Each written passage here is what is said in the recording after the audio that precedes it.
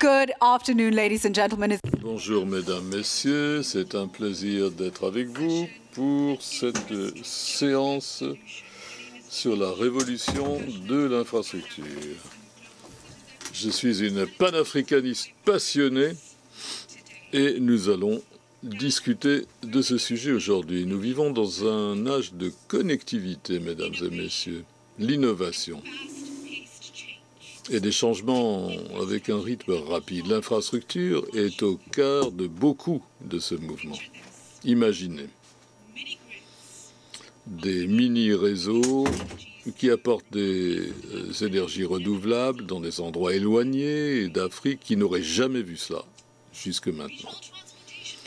Des réseaux de transport régionaux qui ouvrent des marchés, des possibilités, des occasions.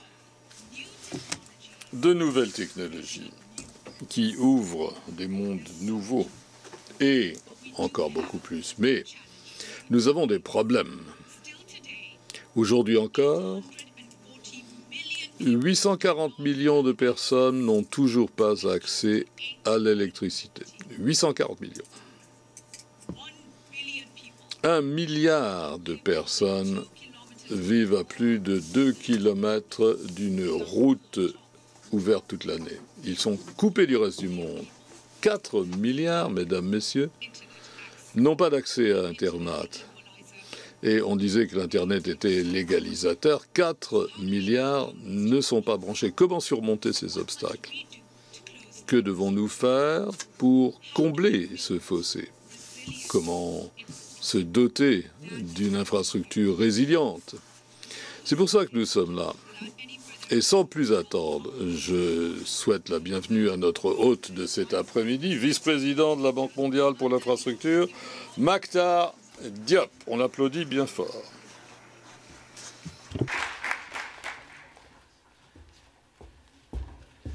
Good afternoon, everybody. Bonjour, mesdames, messieurs. Je suis heureux de vous voir. La salle est pleine et vous n'auriez pas pu avoir une meilleure hôte que Julie Chock.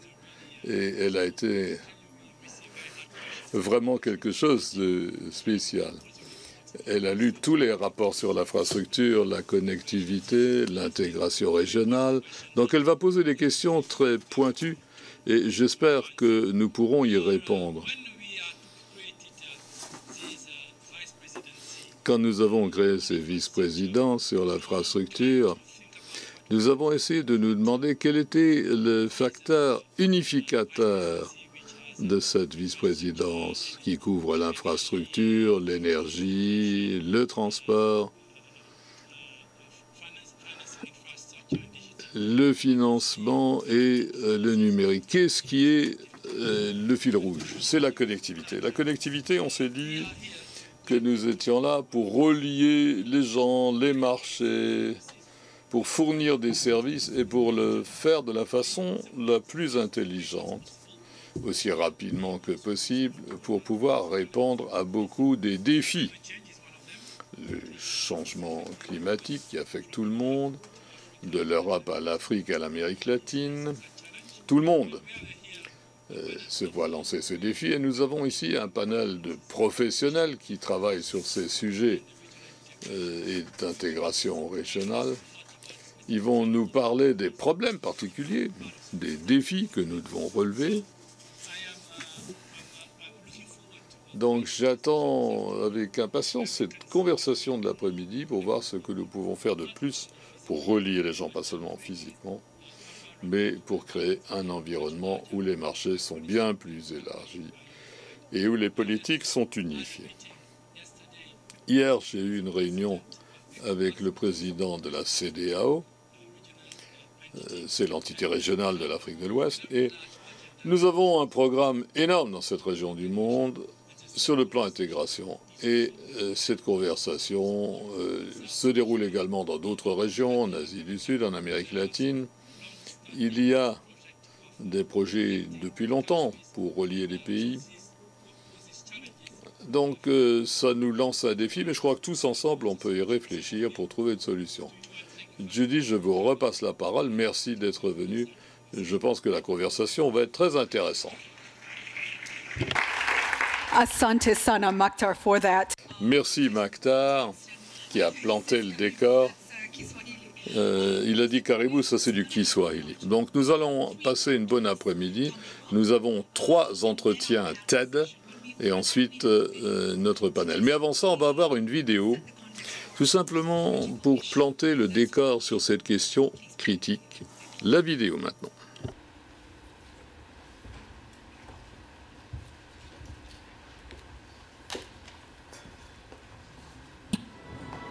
It's been said that potential is universal, but opportunity is not. We see this in the 840 million people who live more than 2 kilometers from all-weather roads, in the 1 billion people living without electricity, and in the 4 billion people without access to the internet. We cannot deliver country outcomes until we close the infrastructure gap. Because when people have access to infrastructure, they have access to opportunity. The World Bank helps countries build smart infrastructure that supports inclusive and sustainable growth, expands markets, creates job opportunities, promotes competition, and contributes to a cleaner future. We work with public and private sectors to invest in human capital, improve maternal and child health, and strengthen economies, building better lives and more resilient communities in every corner of the world. We work closely with countries to address complex challenges and deliver tailored solutions that connect villages to electricity, students to the internet, mothers to clinics, farmers to markets, and entrepreneurs to capital. Because if potential is universal, then opportunity should be too.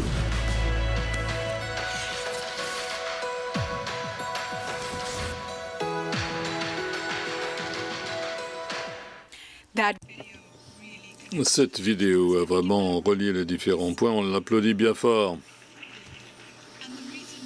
Et la raison pour laquelle on montre que c'est un programme aussi critique. Nous passons maintenant à nos discussions TED. On commence par le vice-président de l'autorité des canaux de l'Inde, également directeur de projet du projet Shaimar Vikas. Et, chose intéressante pour vous, il a décidé de réécrire l'histoire de la navigation du Gange. Pour vous dire quelle passion il a, on lui souhaite la bienvenue. Ravi Pandi, merci.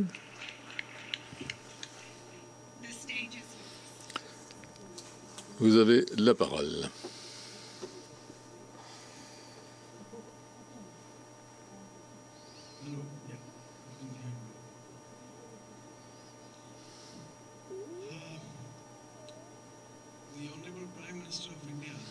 Le Premier ministre de l'Inde, il y a 5 ans, a posé cette question. Est-ce qu'il serait possible de relancer la navigation fluviale en Inde? Ce qui était perdu il y a 70 ans. On a mis 5 ans pour élaborer le projet, pour que ce soit un tel succès qu'on puisse en parler aujourd'hui. Alors, on m'a demandé de vous raconter cette histoire en 5 minutes. Alors, c'est un défi à relever, mais j'ai relevé des défis bien plus difficiles depuis 5 ans. J'adore vous donner des chiffres, des statistiques, mais ne vous inquiétez pas, je ne vais pas le faire. Je vais simplement vous raconter une histoire, genre histoire de conte de fées. La plupart des forats où je vais, la question qu'on me demande toujours, c'est pourquoi vous êtes-vous réveillé après 70 ans? Pourquoi est-ce que le pays s'est dit, au bout de 70 ans, que le transport fluvial était important et qu'on devait le ranimer? Deuxième question qu'on me pose en général, c'est pourquoi est-ce que c'est une telle passion pour vous?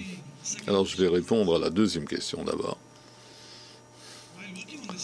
Pendant que je travaillais sur ce projet depuis les 5 dernières années, j'ai pensé que j'étais en train d'écrire une histoire que je pourrais raconter à mes petits-enfants dans 15-20 ans. Alors je vous raconte ce conte de fées 10 ans d'avance, vous avez de la chance. Première question, c'est mon histoire. Et c'est pourquoi je vais vous la raconter. L'histoire. J'attire votre attention sur ce tableau de la civilisation de la vallée de l'Indus il y a 5000 ans. Vous voyez que c'était des canaux fluviaux qui reliaient le centre de l'Inde au Moyen-Orient, à l'Asie de l'Est, à l'Afrique, n'existe plus.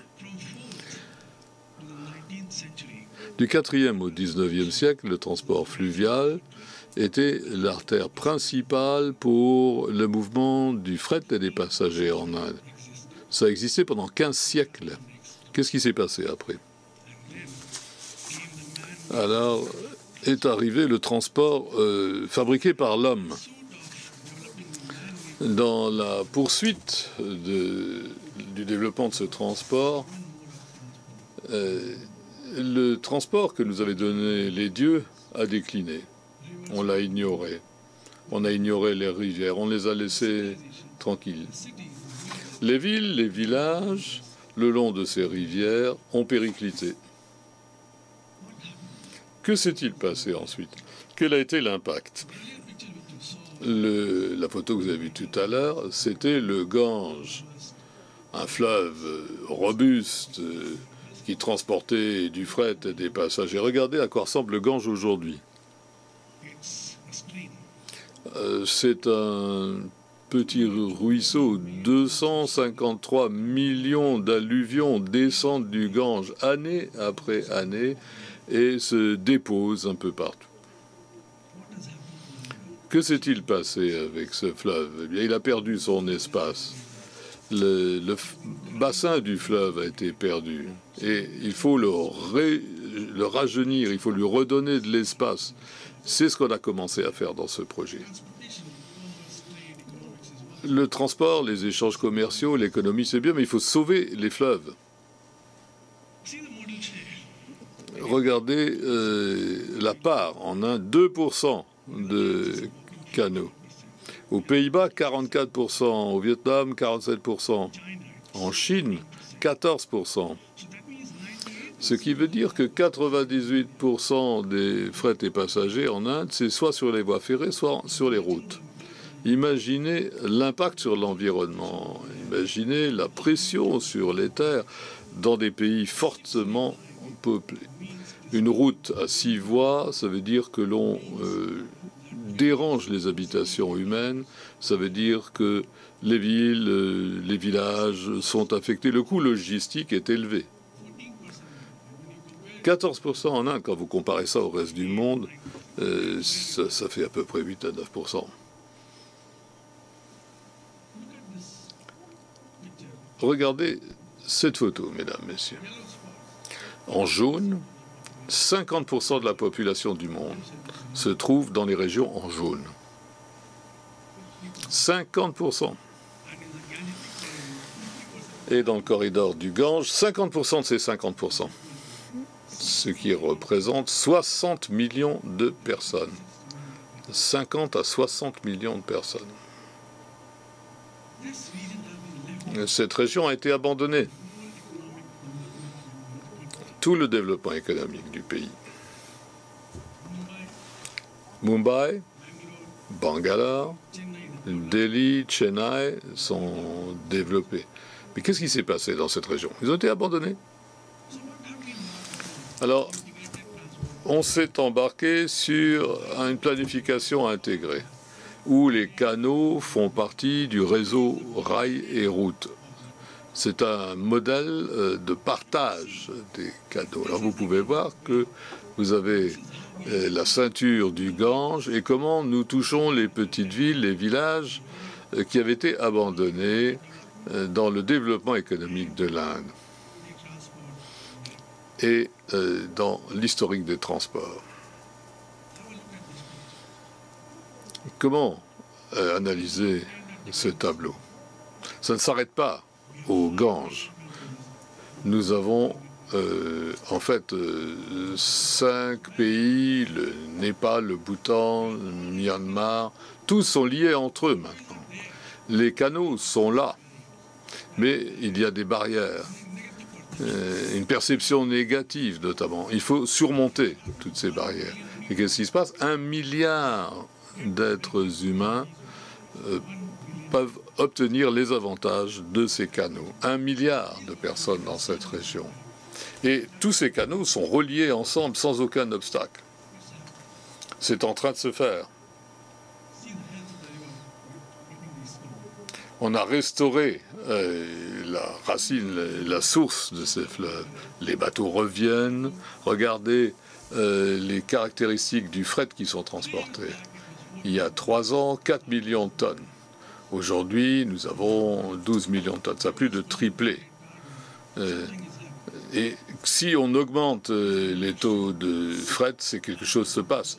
Il y a un changement de modèle de la route vers les canaux. Les gens réalisent, se rendent compte des avantages économiques de ce nouveau mode de transport qui est plus environnemental. Les villes se réveillent dans le bassin du Gange. Mesdames, Messieurs, tout le monde n'a pas la chance de faire des croisières en mer, mais tout le monde peut aller sur nos canaux. Je vous remercie.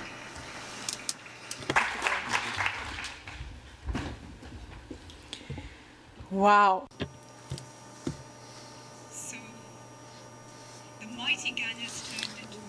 Donc le Gange s'est transformé en ruisseau.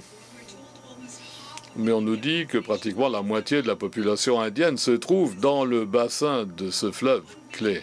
Et 1 milliard de personnes dans la région vont pouvoir jouir des avantages de ces canaux. Et ceci est en route. Combien de gens ont été inspirés? Si vous êtes là, est-ce que vous êtes inspirés? Oui. 14%, ça pourrait être mieux, oui. Non, c'est très bien, c'est très bien. On va encore l'applaudir bien fort. C'était vraiment une présentation extraordinaire. Et un rappel de la raison pour laquelle c'est tellement important. L'orateur suivant a la responsabilité de l'équipe d'activité énergétique en Afrique. Elle est également directeur d'investissement de Lakela Elayela. Également, elle est responsable pour les nouvelles technologies. Et son profil est bien plus long que ça, mais je vais m'arrêter ici. Et nous saluons Lucy Hines, qui va partager sa perspective avec nous. On applaudit Lucy Hines. Bonjour. Vous m'entendez? C'est un honneur pour moi que de vous parler. Je m'appelle Lucy Hines, je suis partenaire pour Actis. Actis est un investisseur dans les marchés émergents et c'est un des investisseurs principaux dans le secteur de l'électricité dans le monde, surtout pour les renouvelables en Afrique, en Asie, en Amérique latine. Je voulais vous parler aujourd'hui de la raison pour laquelle vous devriez vous intéresser aux renouvelables dans les marchés émergents. Je veux que vous quittiez cette salle en vous rappelant de 3 chiffres, 3 images et une action. Première image.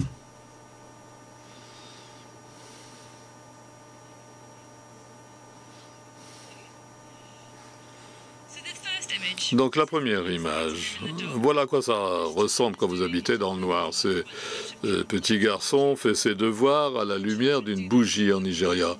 D'autres vont sur des parkings d'aéroports pour pouvoir avoir de la lumière. Je vais vous donner 3 chiffres. Tout d'abord le numéro 1.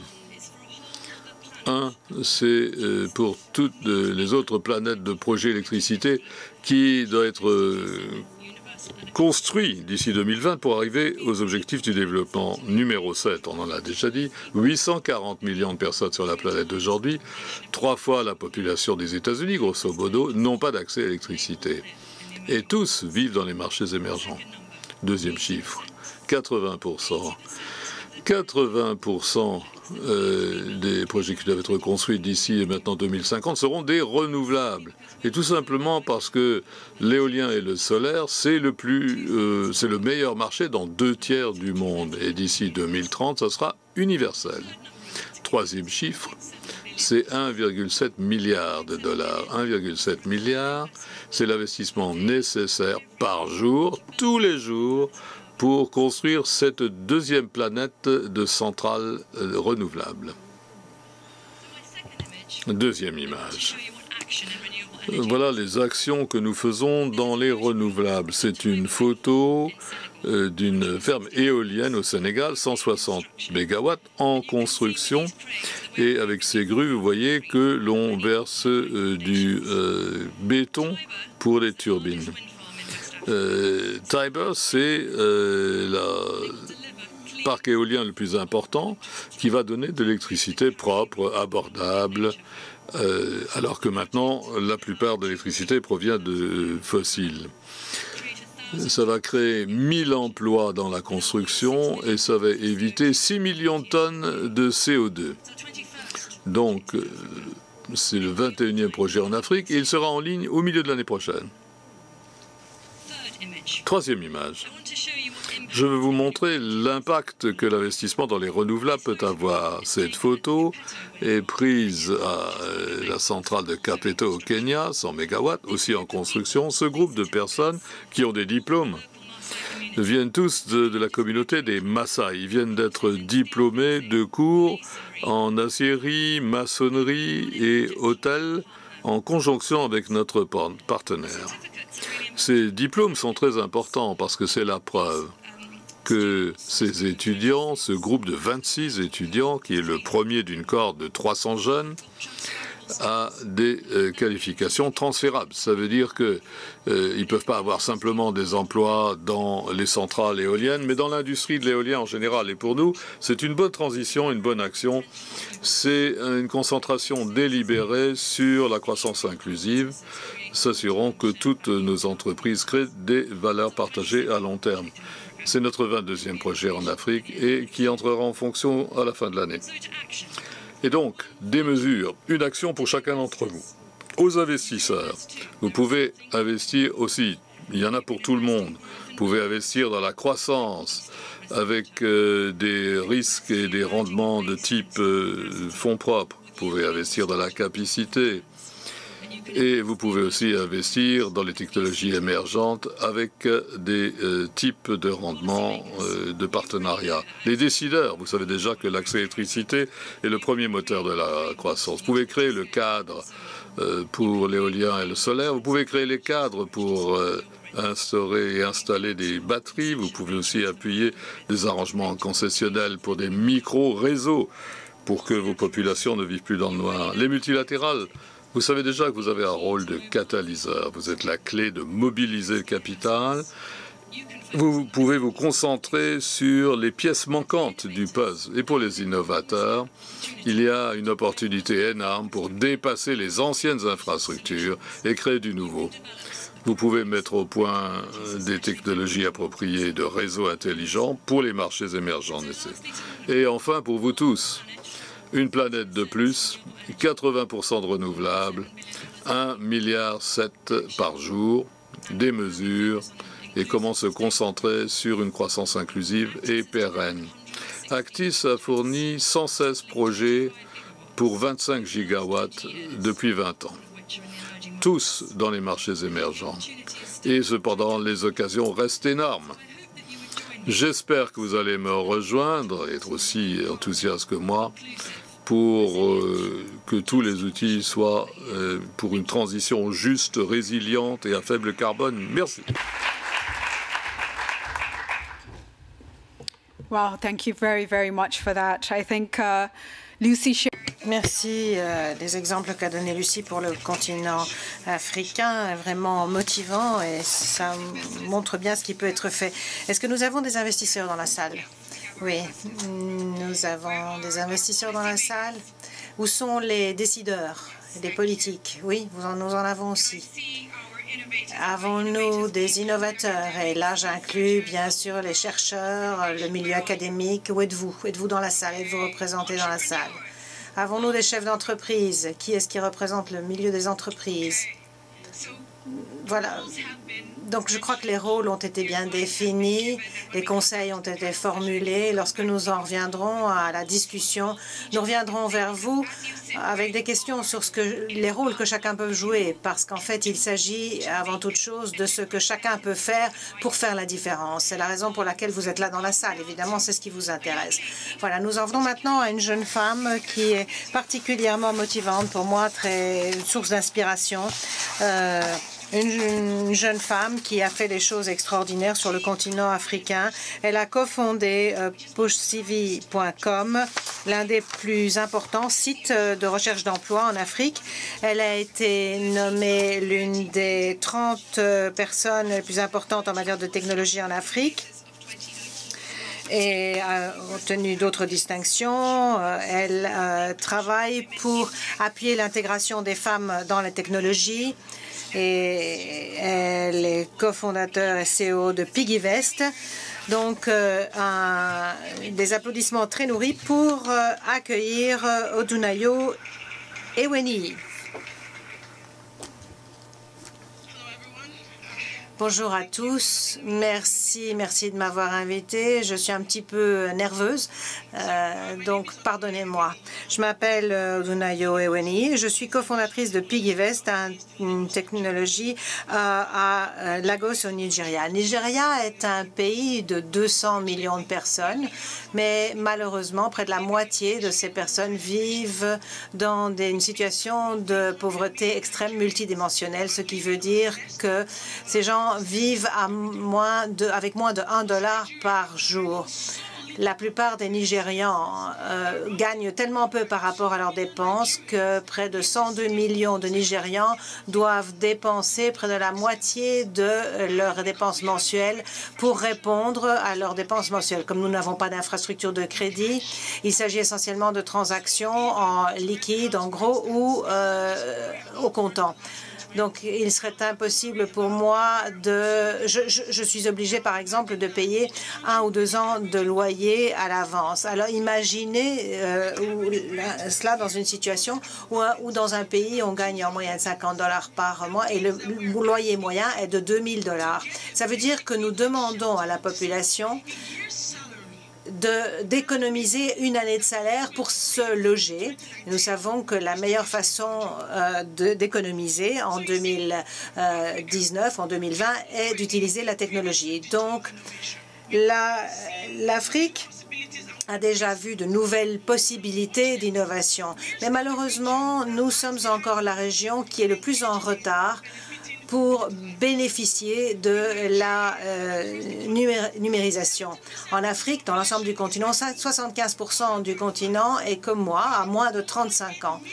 Nous avons plus de personnes qui entrent sur le marché du travail tous les ans, généralement équipés de téléphones intelligents, mais ne pouvant pas avoir accès aux services de base parce que l'infrastructure et les services n'ont pas évolué pour répondre aux besoins des jeunes et aux habitudes des jeunes.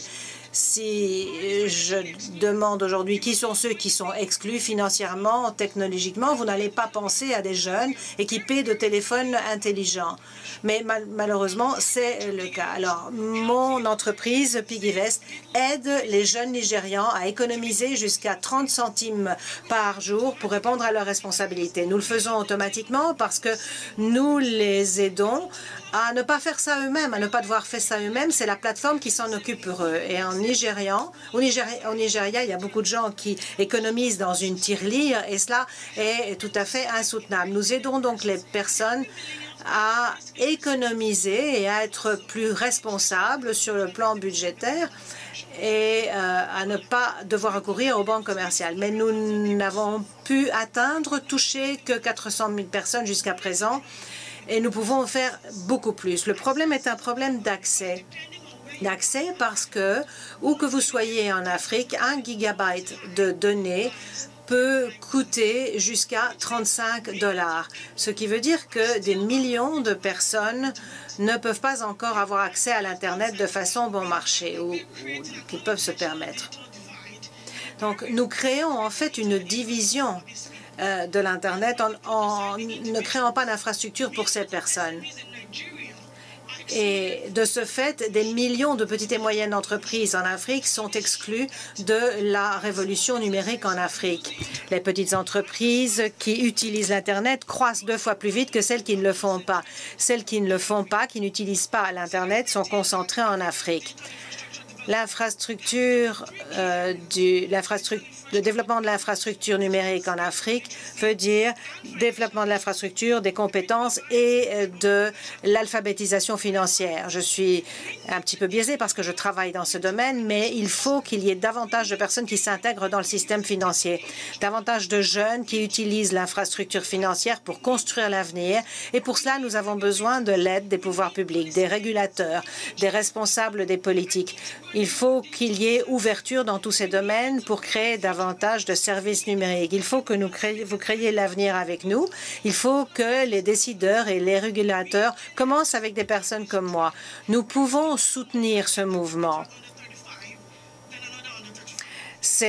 Il n'y a personne de mieux placé pour parler à quelqu'un de moins de 35 ans qu'une autre personne de moins de 35 ans. Nous pouvons parler avec eux de l'accès au numérique. Aujourd'hui, notre marché est extrêmement profitable et 75% de cette valeur vient des start-up en matière technologique. Donc, nous sommes prêts à le faire et nous pouvons encore faire beaucoup plus. Nous continuons à faire tout le travail. Nous pouvons obtenir la participation des jeunes, des femmes et de ceux qui ont été exclus jusqu'à présent. Mais pour ce faire, nous avons besoin de votre aide. Nous avons besoin d'une infrastructure de technologie. Nous avons besoin d'une infrastructure qui soit accessible, qui soit suffisamment bon marché et qui soit efficace sur le point des coûts. Il faut que les entreprises puissent édifier les moyens de vendre leurs stocks sur l'Internet. C'est un marché mondial aujourd'hui, mais malheureusement un marché dont l'Afrique reste exclue. Et ça doit changer parce que c'est l'époque de l'Afrique. C'est l'époque du Nigeria qui doit pouvoir accéder et tirer parti de la technologie. Et pour ce faire, nous avons besoin de votre aide.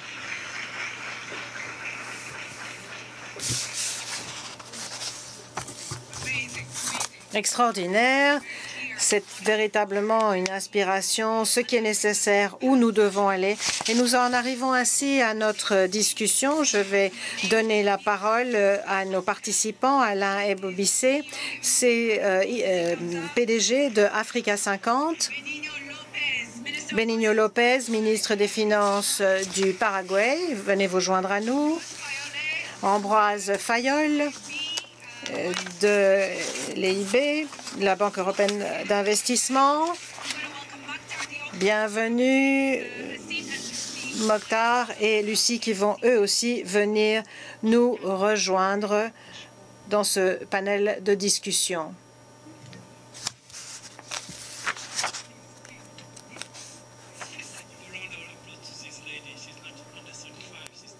Applaudissez cette dame, elle n'a pas 35 ans, elle a 25 ans.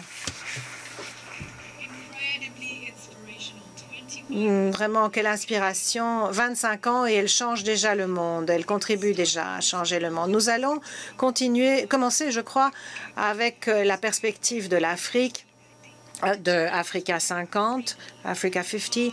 Le défi qui se présente à nous, si l'on regarde les obstacles, les fonds qui sont nécessaires, enfin, lorsque vous regardez la perspective, de votre perspective du développement de l'infrastructure, où voyez-vous le plus grand potentiel et comment peut-on faire tomber les obstacles, les défis qui nuisent à ce potentiel? Merci. Merci Julie et merci aussi aux organisateurs de m'avoir invité. C'est une question tout à fait d'actualité. Un mot de Africa 50. Nous sommes une institution financière la plus nouvelle qui s'occupe de ces questions en Afrique. Nous sommes la propriété de 25 pays d'Afrique, la Banque africaine de développement et deux banques africaines. Nous n'avons pas beaucoup d'argent, un peu moins d'1 milliard de dollars d'engagement, mais nous avons pour mandat de catalyser l'investissement privé pour les investissements dans l'infrastructure en Afrique.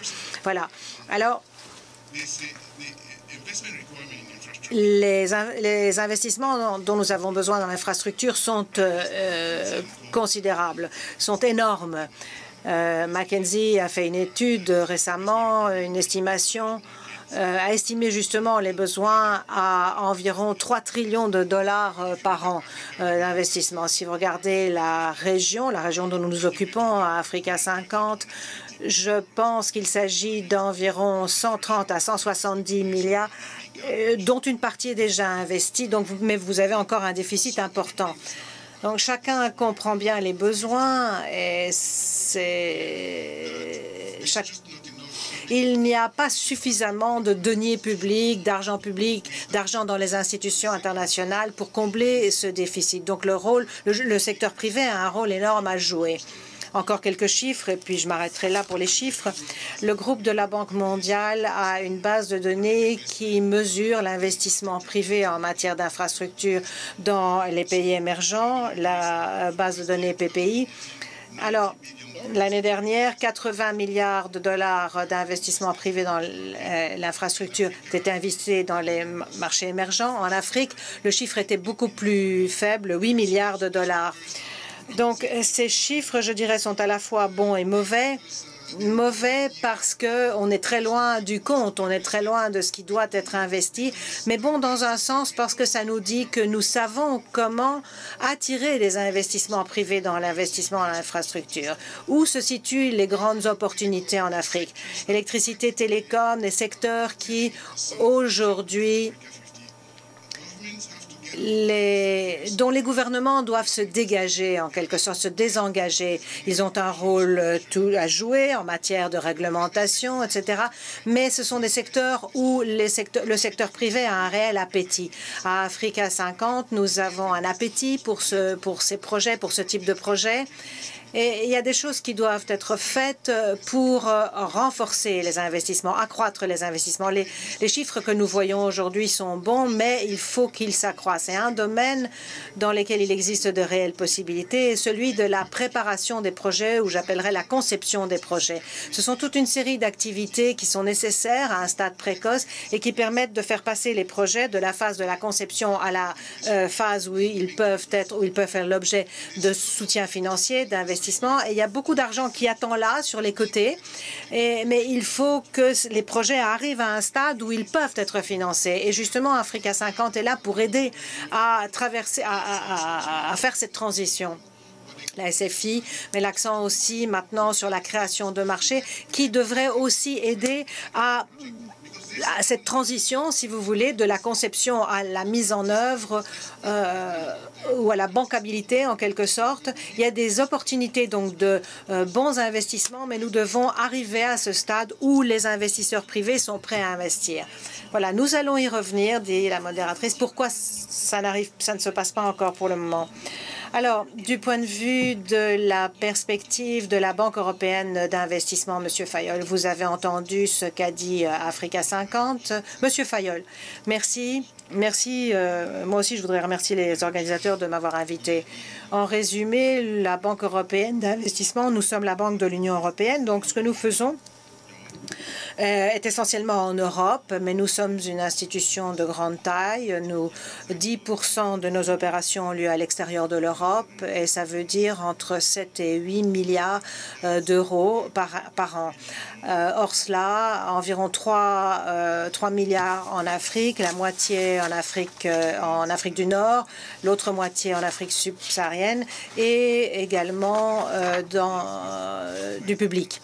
Alors, je voudrais donner deux exemples, dire deux choses avec deux exemples chaque fois. D'abord, ce que nous essayons de faire, ce que nous avons essayé de faire ces dernières années, c'est de fournir des capacités d'investissement dans l'infrastructure, c'est-à-dire des investissements qui attirent d'autres investissements. Ce qui est important pour nous, ce sont les investissements qui préparent le terrain pour des investissements supplémentaires de la part du secteur privé.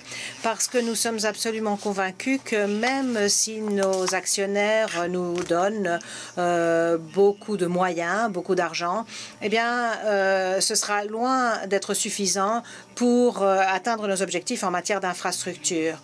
Donc, nous avons besoin d'investissements, d'infrastructures dans le domaine de l'électricité, accès au marché, dans les domaines de l'eau. Et si je puis donner deux exemples, l'un serait celui d'une entreprise, et les deux exemples sont en Afrique, D-Light est une entreprise qui vend et qui développe un accès à l'énergie en fournissant des outils solaires. C'est très efficace dans les pays qui ont été sélectionnés pour ce projet. Il y en a 5 en Afrique.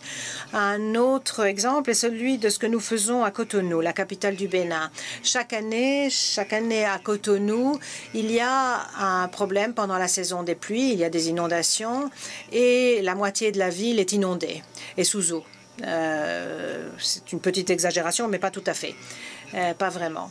Et ce que nous avons fait avec le concours d'autres institutions, bien sûr, la Banque mondiale est impliquée, nous avons essayé de mettre en place un programme de nature à protéger la ville face aux inondations.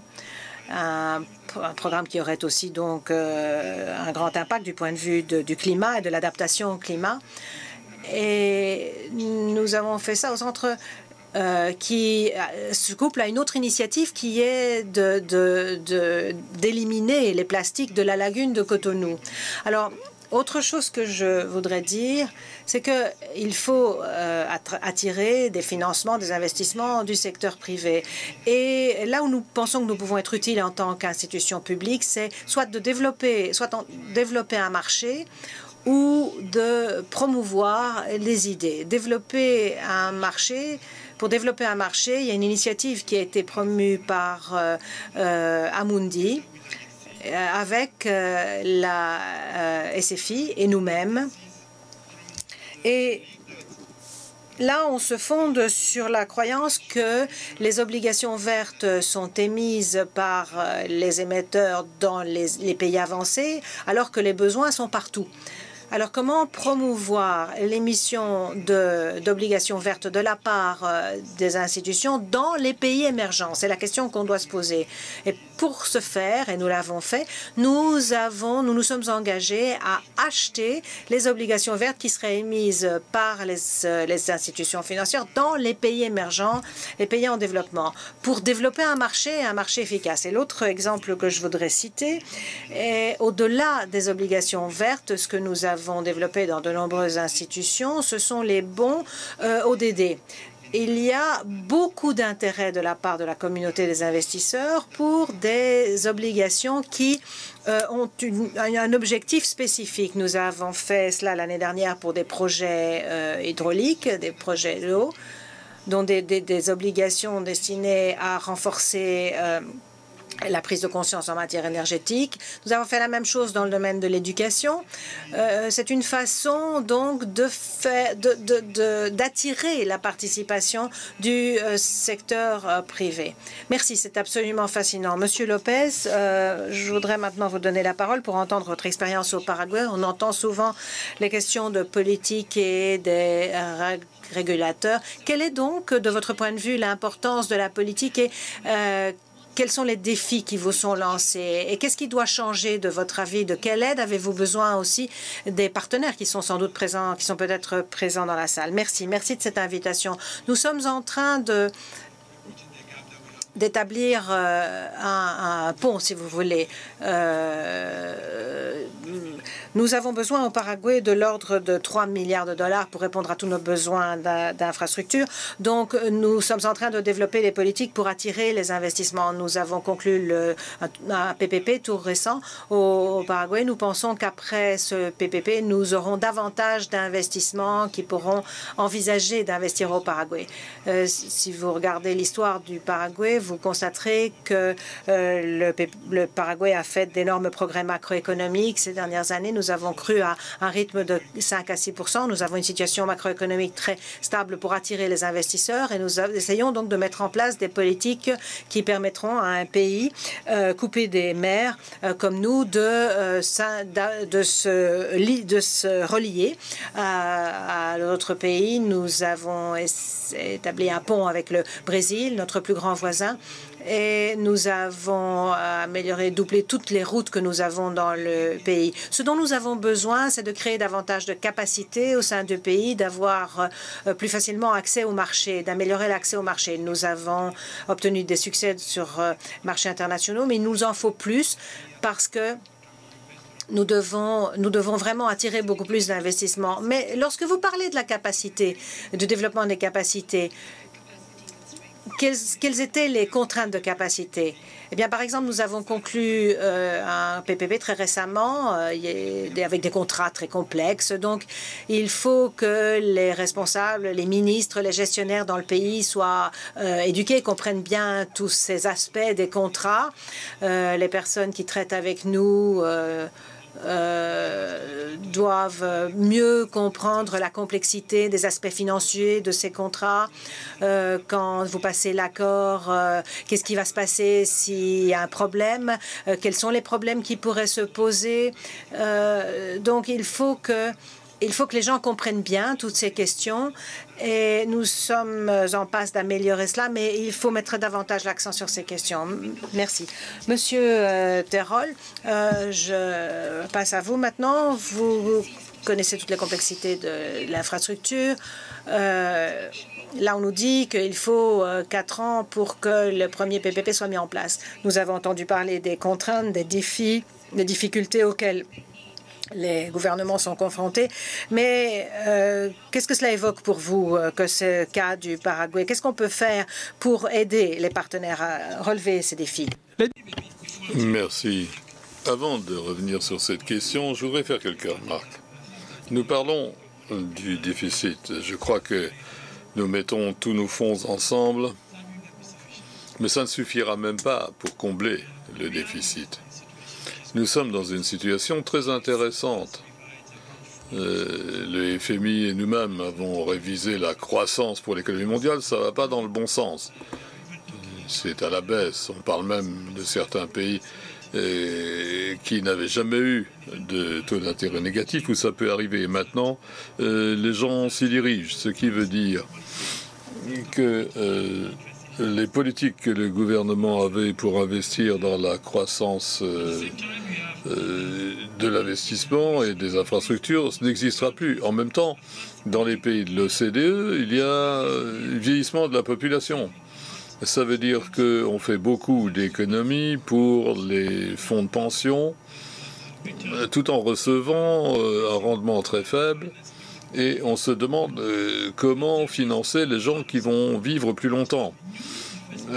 Donc nous sommes dans une partie du monde où il y a d'énormes besoins, les rendements sur l'investissement sont très élevés et personne ne met les deux ensemble. Donc une des tâches qu'ont les décideurs, c'est de voir comment renforcer ce lien.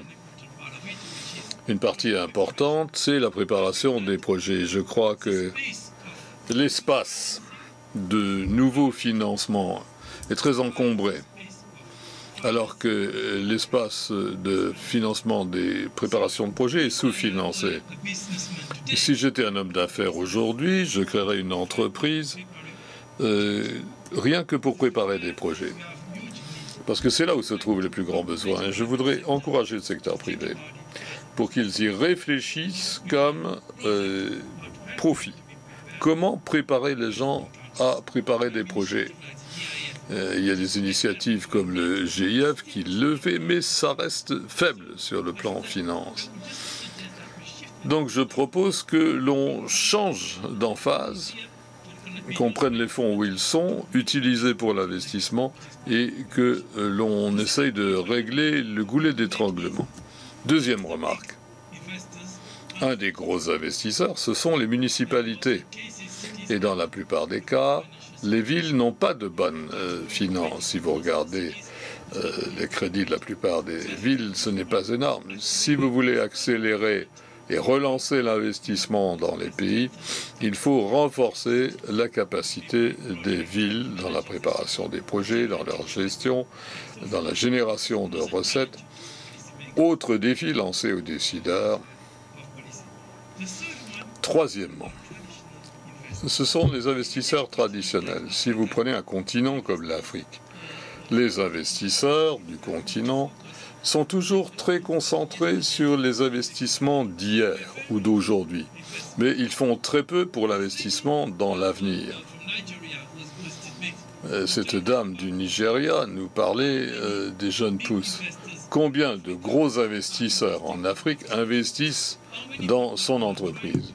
Combien essayent d'investir pour créer des emplois en Afrique? Alors, un des problèmes, c'est comment aider ceux qui sont déjà là, en train d'investir sur le continent africain, non seulement pour l'économie d'aujourd'hui, mais également pour l'économie de demain et la part la plus rapide de l'économie d'aujourd'hui, qui est l'économie technique. Donc, voilà les défis particuliers que j'aimerais vous voir ventiler pour voir comment nous pouvons contribuer à leur solution. Merci. Lucie, avec votre expérience, vous avez dit 22 projets sur le continent africain jusque-là. Quand nous parlons de sous-financement de la préparation des projets, est-ce que ceci résonne avec vous? Est-ce que vous le voyez? Quelles sont les autres leçons que nous pouvons tirer de l'expérience? Écoutez, je crois que ça fait partie du tableau et c'est une chose dont nous parlons assez souvent. Mais en fait, la génération, ce n'est qu'une des parties. Et en fait, ce que l'on néglige souvent pour l'investissement privé, c'est la transmission, les réseaux et les entreprises de distribution. Si vous pensez que le renouvelable, c'est intermittent, mais qui a la capacité d'être le moins cher du monde, d'ici 2030, en fait, il y a une occasion énorme de nouveaux modèles d'investissement dans les réseaux, dans le stockage, qui arrivent très proche du rendement et qui pourraient permettre aux grilles de pouvoir décoller. Et ça serait très bien de pouvoir discuter de nouveaux modèles d'investissement avec le secteur privé pour pouvoir faire fonctionner la transmission, de se pencher sur le stockage et à partir de là, passer à des réseaux intelligents, des véhicules électriques et d'autres pièces. Allez-y. Je voulais intervenir et souligner ce thème qui est vraiment très très important, qui est d'augmenter les ressources allouées au développement des projets. Mais il faudrait aussi appuyer la préparation des projets du côté du gouvernement pour que nous puissions négocier ces accords complexes de PPP. Mais je fais une proposition un peu controversée, à savoir que je voudrais vous lancer un défi à tous, surtout les institutions financières. Soyez un peu plus rapides, parce que on met beaucoup trop de temps. On sait comment le faire, surtout pour des projets simples. Pour faire un IPP, par exemple, les IPP ont été faits dans le monde entier, en Afrique. La recette est connue, elle est claire, mais ça prend des lunes pour y arriver. Je suis sûr que ma collègue d'Actis sera d'accord. Chez Afrique 50, ce qu'on essaye de faire, c'est montrer que ces projets peuvent être fournis plus rapidement. On a des exemples. Mais beaucoup de gens dans les grandes institutions doivent trouver un moyen de comprendre que le coût d'opportunité est très élevé. Par exemple, on repousse la décision, mais pendant ce temps-là, les pays utilisent d'autres sources beaucoup plus chères qui sont un fardeau énorme. Donc il faudrait pouvoir fournir ça plus rapidement. On n'a pas besoin d'avoir des projets parfaits. Si le projet est suffisamment bon, allons-y. Oui, il y a une question là-dessus, justement. Je crois que vous avez répondu. Ambrose, 2 commentaires. Premièrement, il y a beaucoup de venture capital en Afrique, c'est pas connu, surtout en Europe. C'est la raison pour laquelle nous finançons un certain nombre de ces entreprises en faisant des investissements en fonds propres. C'est très cher sur le plan capital.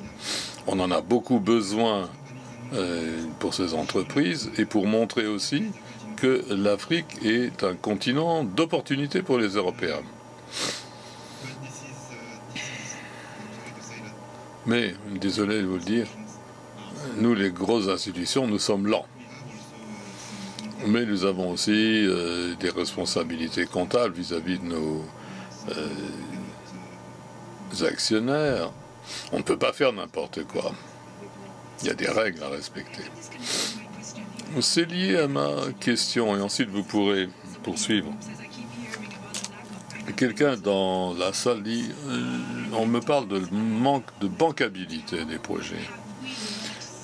Comment se fait-il qu'on n'ait pas encore résolu cette question? Nous comprenons que les gens n'aiment pas le risque, qu'il faut être prudent, mais peut-être est-ce que vous pourriez nous dire, Ambroise, comment est-ce qu'on résout tout ça?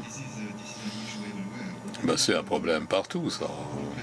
Nous avons mis en place en Europe ce qu'on appelle le plan Juncker pour augmenter l'investissement risqué. Et dès que vous avez de l'investissement risqué, vous voyez toujours le problème de l'absence de projets bancables, parce que ce dont nous avons besoin, c'est d'accompagner les gens. Avec des conseils, avec de l'assistance technique, renforcement des capacités. Et qu'est-ce que nous avons vu? On a un projet en Afrique qui s'appelle Boost Africa, qu'on a fait avec la BAD. C'est un projet qui appuie les jeunes pousses. Alors, ce qui en fait partie, c'est ce qu'on appelle le lab. Le lab, c'est un endroit où ces jeunes pousses peuvent partager leur expérience tout ensemble pour essayer de voir quelles sont les erreurs que d'autres ont commises, quelles sont les inventions, les trouvailles, pour essayer d'accélérer le positif. Question suivante. Monsieur le ministre, d'abord. Il faut des données et des fonds. Comment est-ce que ça fonctionne? Comment est-ce que vous travaillez avec l'information, les données? Et comment est-ce que vous veillez à ce que vos décisions sont basées sur des preuves? Oui, ça c'est un problème dans mon pays. Avoir la bonne information pour les bons projets, ça nous prend du temps. Et nous n'avons pas encore tous les systèmes en ligne. Et aussi, nous sommes en train de numériser le pays. C'est un programme ambitieux qui va nous donner l'occasion d'avoir toute l'information. Nous travaillons pour arriver à faire tout ça à temps. Et c'est un des problèmes à améliorer à l'avenir, à savoir que le processus décisionnel soit le bon.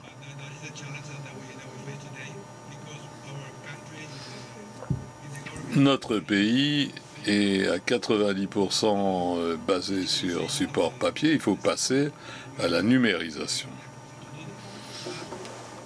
Mais toutes ces décisions que nous prenons avec l'information dont nous disposons aujourd'hui, ça prend du temps, mais il faut arriver à un point où cette information est précise.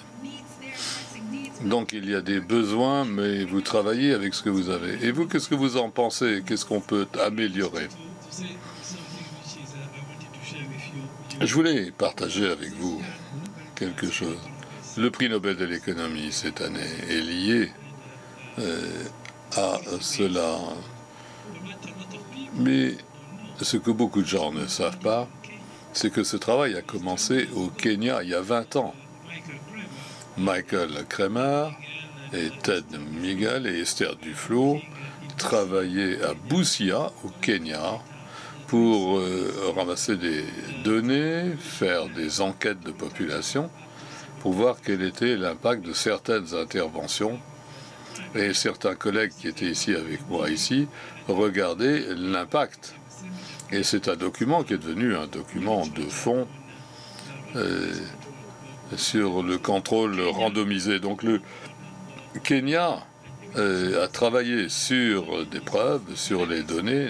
Non, c'est pas seulement bon pour des universitaires. Je voulais le dire parce que beaucoup de gens n'étaient pas au courant. Ils pensent que le prix Nobel a travaillé à l'université, mais ils ont fait ça au Kenya, en fait. Ce qui m'amène aux données. On a très peu de données sur l'infrastructure. C'est un problème. La qualité des données n'est pas bonne. Une des grandes initiatives qu'on essaye de lancer à la vice-présidence infrastructure, c'est d'avoir une coalition pour améliorer la qualité des données. C'est un bien public.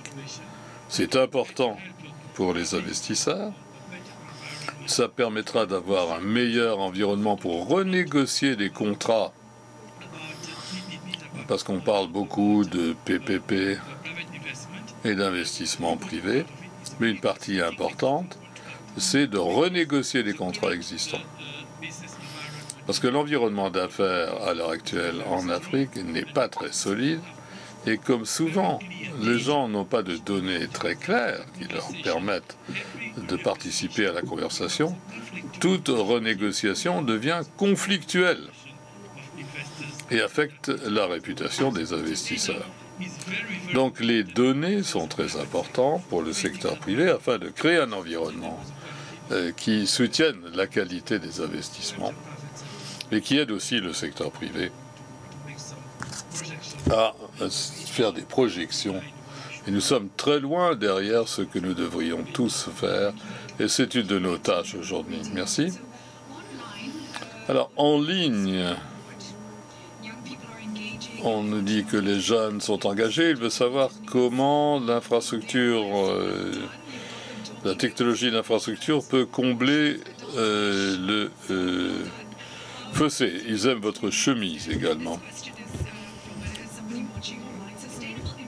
L'infrastructure pérenne peut souffrir d'un manque de capacité dans les gouvernements et créer la demande d'alternatives. Comment est-ce que la banque peut travailler par son assistance technique pour améliorer la situation? Donc si vous donniez un conseil à la Banque mondiale, qu'est-ce que vous nous diriez quant au rôle que nous pouvons jouer? Je crois qu'il y a de bons exemples de ce que l'IFC, par exemple, essaye de créer. J'imagine que beaucoup de gens connaissent le programme solaire en Afrique qui essaye d'établir un élément clé d'un cadre bancable sans les besoins d'échelle que font les gouvernements, par exemple, en Afrique du Sud. Donc vous avez déjà des grands exemples de succès. Mais je reviendrai sur ce que j'ai dit tout à l'heure, sur le fait que beaucoup est arrivé par le passé. Mais si vous voulez continuer sur votre lancée, eh bien, ces nouveaux modèles de transmission, de stockage, je sais que la banque a fait beaucoup dans le stockage, et ça, c'est énorme. Nous arrivons à notre dernier tour de questions. Alors, je dois vous parler de la zone de libre-échange africaine et les liens que ça va demander pour relier le continent. Est-ce qu'on peut relever ce défi d'ouvrir l'infrastructure dont nous avons besoin? Est-ce que vous êtes optimiste? Oui, je suis optimiste. C'est la question la plus facile, celle-là. Quant aux perspectives pour l'Afrique. Et la zone de libre-échange continentale fonctionnerait mieux une fois qu'on aurait mis en place certains des projets d'infrastructures régionaux dont on a tant besoin pour que ce soit la plus grande zone de libre-échange du monde. Chez Africa 50, on va jouer notre rôle. Nous avons des projets régionaux où nous allons relier la RDC au Congo-Brazza parce que ces deux pays ne sont même pas connectés physiquement. Donc on va construire un pont sur le Congo et il y aura un certain nombre de projets de transmission qui doivent être faits pour qu'on puisse échanger de l'électricité entre pays. Et je confirme et j'appuie ce que Lucie a dit. C'est plus facile de faire des projets de génération, mais il faut faire plus de PPP dans la transmission. Et Africa 50 le ferait. Au Kenya, dans votre pays, par exemple, le président Kenyatta avait situé 3 lignes. Oui, cette zone libre, c'est fantastique, mais on a besoin encore de plusieurs ingrédients pour que ça fonctionne. Monsieur Lopez, dépeignez-nous la situation. Si on a fait ce qu'il faut pour le Paraguay, ça ressemblerait à quoi? Comment ça pourrait transformer le pays? Et le Paraguay pourrait ressembler à quoi? Pour tous les investisseurs, je crois que le Paraguay est un bon pari. Nous avons eu beaucoup de succès par le passé, nous construisons pour l'avenir, là où on en a le plus besoin. Nous incorporons de la technologie pour avoir des données plus précises et également nous faisons des réformes très importantes pour le capital humain. Donc à l'avenir, je crois que le Paraguay, enfin déjà aujourd'hui, nous sommes pratiquement au niveau d'investissement et je suis sûr que dans les années à venir, on aura atteint ce niveau. Le marché déjà nous prend pour quelqu'un qui a de niveau d'investissement. Bien. Je vais revenir à la perspective de la BEI et je vais lier votre dernière déclaration à une des questions. Quelqu'un a dit qu'on a dit récemment que les besoins d'infrastructures étaient pour atteindre les objectifs, mais c'était pas atteignable. Je vous pose la question parce que je veux que vous reliez les différents points. Le travail que vous faites, les choses que vous construisez, est-ce que cela va donner des bénéfices à l'avantage de ceux qui le servent? Est-ce qu'on peut atteindre ces objectifs du millénaire? Est-ce qu'on peut créer de la résilience? Est-ce que ça va transformer notre société? Oui, on peut, on doit faire tout ce que nous pouvons pour essayer d'atteindre ces objectifs. Je pense qu'il y a deux éléments qui vont beaucoup nous aider, à savoir qu'on peut regarder le verre à moitié vide ou à moitié plein. Mais il y a deux éléments qui sont importants. Le premier, c'est la technologie. Et Lucie, vous parliez des startups. Ce que j'ai trouvé avec le solaire, c'est un projet qui était financé par l'IFC et un certain nombre d'autres institutions dans les pays africains, c'est que, avec le temps, avec le fait que le solaire devient de moins en moins cher, en apprenant de l'expérience que l'on a eue en Zambie, après au Sénégal, demain ça sera en Éthiopie, le coût de l'électricité n'arrête pas de baisser. Et cela signifie que vous aurez un meilleur accès. Et ça, je crois que c'est une bonne raison d'espérer. Deuxièmement, nous avons beaucoup d'argent qui flotte dans le monde. Donc si vous pouvez trouver des récits comme celui que la dame du Nigeria nous a expliqué, ou le monsieur de l'Inde, eh bien ce sont d'excellents narratifs et je suis sûr que ça va attirer beaucoup de fonds. Thank you for that. Lucy. Merci. Lucie, votre dernier point. Nous comprenons bien le rôle à jouer par les sociétés d'investissement privées, les firmes d'investissement, mais quels conseils pourriez-vous donner pour ce que nous pourrions faire dans les pays pour améliorer les choses, pour les faire aller plus vite? Ah oui, ma liste de souhaits. Eh bien, j'en reviens aux cadres qui doivent être... enfin, les cadres sont bien établis. On sait bien de quoi on parle. Il y a de bons exemples de cadres qui permettent d'attirer l'investissement privé. Je crois que l'essentiel consiste à se concentrer sur les pièces manquantes du puzzle. Je crois ce chemin a déjà été parcouru par beaucoup de pays en Amérique latine, des marchés qui ont amélioré leur crédit. Enfin, les crédits sont, les cadres sont là. Il faut juste se centrer sur les pièces manquantes du puzzle. Merci.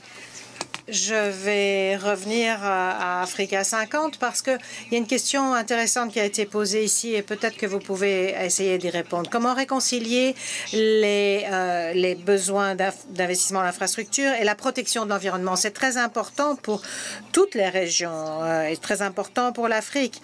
Alors, comment atténuer les effets, les crises quand nous investissons dans l'infrastructure? Pour nous tous ici à ce panel et pour les responsables, nous travaillons au développement de pratiques soutenables pour l'investissement dans l'infrastructure. lorsque nous participons à un projet, il faut que le projet réponde au moins à certaines normes, les normes de la SFI, de même qu'aux normes de la Banque africaine de développement et les normes locales également, nous devons respecter. Et puis nous allons au-delà du pur respect de ces règles, du simple respect de ces règles. Nous allons plus loin. Nous mettons beaucoup l'accent sur des infrastructures qui soient favorables au climat. Si vous regardez le portefeuille d'investissement que nous avons jusqu'ici, la grande majorité de ces investissements sont des zones ouvertes, mais nous devons insister aussi sur le fait qu'il faut un bon dosage des différentes énergies parce que nous avons besoin d'industrialisation en Afrique et il faut qu'il y ait suffisamment de centrales électriques pour appuyer la croissance économique. Donc, énergie verte, bien sûr, soutenable, mais il faut aussi avoir le bon dosage d'énergie. Mortar, je me tourne vers vous maintenant. C'est vous qui avez tout ce programme sur les épaules, en quelque sorte, et vous avez beaucoup de responsabilités dans ce domaine. Alors, quels sont vos espoirs, vos rêves? Qu'est-ce que nous pouvons faire pour exploiter ce potentiel? Que pouvons-nous dire en conclusion? Vous avez parlé de l'Afrique et de l'énergie, mais il ne s'agit pas seulement de ça. Je pense que nous ne parlons pas suffisamment de l'intégration régionale. Dans beaucoup de pays, il y a évidemment un énorme déficit d'infrastructures. Les marchés sont très petits. Donc, pour attirer les investissements privés, nous devons pouvoir créer des marchés beaucoup plus vastes. Donc, procéder à une intégration régionale. Bien sûr, les initiatives solaires peuvent être reproduites très rapidement, et ça, c'est une très bonne chose. L'harmonisation des cadres réglementaires dans une zone plus vaste permet d'accélérer la répétition des projets. Donc, nous travaillons maintenant dans un certain nombre de domaines en Afrique occidentale, normalement, pour l'harmonisation des cadres de PPP. Donc, si vous investissez en Côte d'Ivoire, vous n'avez pas à réinventer la roue si vous voulez investir au Sénégal ou dans un autre pays de la région. Nous travaillons sur le numérique également pour créer ce dont vous avez parlé, une zone unique pour l'itinérance et pour le paiement des données. Donc, élargir les marchés est très important. C'est une question importante aussi en Amérique latine où l'intégration régionale pourrait avancer un peu plus pour permettre pour donner plus de possibilités à ces investissements transfrontaliers. Il est important aussi de ne pas se faire la concurrence et de renforcer les chaînes de valeur mondiales. C'est ce que nous essayons de souligner dans notre dernier rapport. Donc, revenons à la question de savoir pourquoi nous voulons des infrastructures, pourquoi nous voulons créer une meilleure compétitivité pour créer des emplois dans les régions et nous devons travailler là-dessus. Et j'en reviens ainsi à mon premier point. Comment pouvons-nous permettre aux énormes montants d'épargne qui existent dans le monde, dans tous ces fonds de pension, au Japon, avec leur faire trouver les débouchés au niveau des besoins qui existent dans les pays. Et si on parvient à relier les deux choses et à résoudre cette partie du puzzle, on pourra vraiment faire ce bond en avant dont on a besoin. Il s'agit de centaines de milliards de dollars de besoins, mais vous avez des fonds qui attendent là, qui ont des rendements qui sont finalement très faibles. Et donc, il existe de réelles opportunités. Voilà. Pour conclure, je voudrais demander à notre amie Odunayo de revenir ici à la tribune. Elle ne s'y attendait pas, ne s'attendait pas à ce que je l'y invite, mais je voudrais redonner la parole à cette jeune femme. Vous avez suivi la discussion, du panel. Quel serait votre mot de la fin, je dirais, en quelque sorte, à mesure que nous nous lançons ensemble dans cet effort de connecter le monde, qu'il s'agisse d'intégration régionale, vous nous avez parlé du monde numérique. Soyez pour nous une source d'inspiration alors que nous nous lançons ensemble sur ce chemin. D'abord, je voudrais vous dire merci. Merci d'avoir écouté, d'avoir tenu compte de ce que je vous ai dit, de ce que nous vous avons dit. Je reste optimiste, prudemment optimiste, je dirais. Il y a beaucoup à faire et nous avons commencé à le faire, mais nous n'avons pas tout le temps. Ici, je me place du point de vue de ma génération et pour nous, il semble que le monde nous laisse un peu sur la touche, tout au moins en Afrique, pour les jeunes en Afrique. Donc nous sommes très reconnaissants pour tous les efforts qui ont été faits. Être ici avec vous à cette réunion, c'est une occasion unique justement de dialoguer avec des personnes très accomplies, très éminentes, pour vous dire ce que vous pouvez faire pour nous aider en Afrique. Donc soyez bien conscients du fait, malgré cela, que nous vous attendons, vous faites déjà l'excellent travail, mais beaucoup doit encore être fait. Et j'ai vu qu'il y a eu beaucoup d'engagement sur Twitter. On se félicite de ce qui se passe ici à Washington, mais encore une fois, nous avons besoin d'accroître l'accès. Nous avons besoin d'un accès qui est moins cher, qui est plus abordable. Nous ne voulons pas entendre parler de toutes ces vagues d'innovation, d'intégration. En Afrique, c'est déjà la deuxième vague. Et la prochaine fois que nous aurons cette discussion, d'ici quelques années, pour moi, ce sera peut-être déjà trop tard. Donc, nous avons besoin d'action maintenant. Merci. Merci. Je vous demande, mesdames et messieurs, de bien vouloir applaudir chaleureusement encore une fois tous les membres de notre panel. Cette réunion, cette discussion a été extrêmement intéressante et je vous souhaite une excellente soirée.